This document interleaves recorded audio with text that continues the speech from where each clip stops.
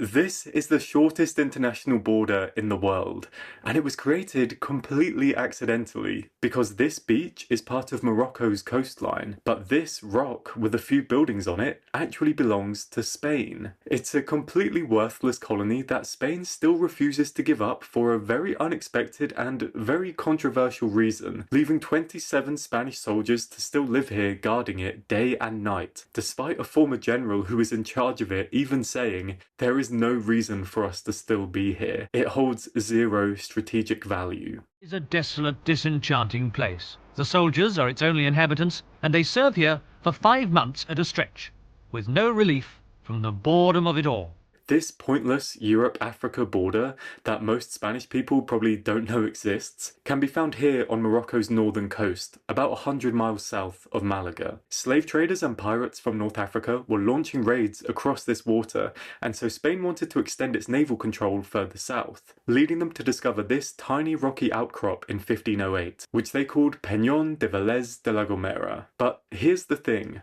Back then, it was an island. There was no sandy bridge connecting it to the mainland, which is precisely what made it so attractive to them in the first place. Peñón was a perfect vantage point, close enough to monitor the shoreline but without being vulnerable to attacks from the land. And after seeing off a brief Ottoman claim to it, the Spanish set to work developing this place into a real floating fortress. By today, they've owned this forgotten remnant of the Spanish Empire for 500 years, making the big question then why they're allowed to do so when every other European power had to give up their African colonies. Not to mention, why they even want it so badly. These questions only became more urgent due to this tiny strip of land not even 100 meters wide, which arose as a result of storms and earthquakes in the 1930s, forming a new and massively unwanted land border that is closed by this piece of rope, the very authoritative outer limit of the European Union's frontiers. And it's still guarded by Spanish soldiers around the clock, with helicopters rotating them in and out and bringing them resupplies. Daily PT keeps the men fit, but fit for what? That's the question they have plenty of time to ponder.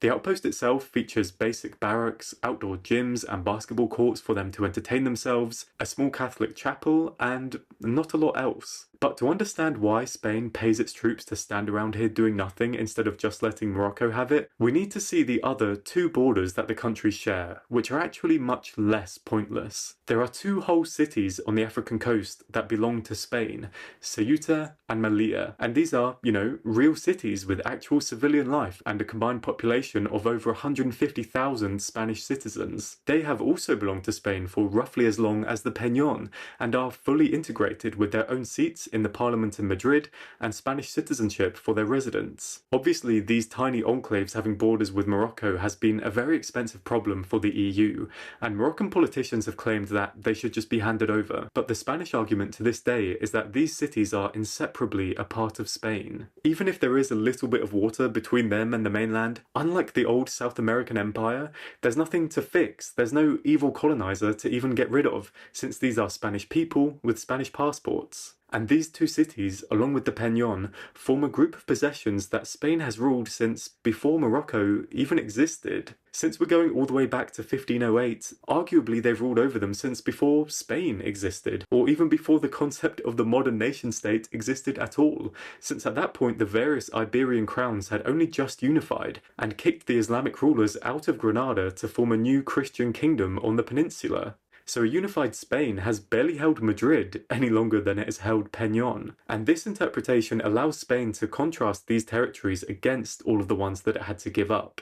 Like in the scramble for Africa, that began much later, in the 1880s, with European powers dividing up a massive African land grab between themselves and exploiting and extracting as much as possible. Undoing this was one of the main objectives behind the formation of the UN, with powers like France and Britain eventually giving independence to a whole continent's worth of new countries after the Second World War. Spain took some new things too, and throughout the 1960s and 70s was forced to give up those new possessions, because they were all clearly genuine colonies motivated by modern greed, going in where there was already a local population and conquering them. Some of the Spanish ones were given to the new independent Morocco, but Ceuta, Melilla and the Peñón were explicitly excluded from those treaties. and Spain does seem to have successfully convinced the UN that these are pre-scramble, integral Spanish possessions rather than colonies, since they're allowed to keep them to this day. On the other hand though, if you're an ultra-nationalist Moroccan politician, you'd argue that timing doesn't matter. Any European power owning anything on the African continent must be theft.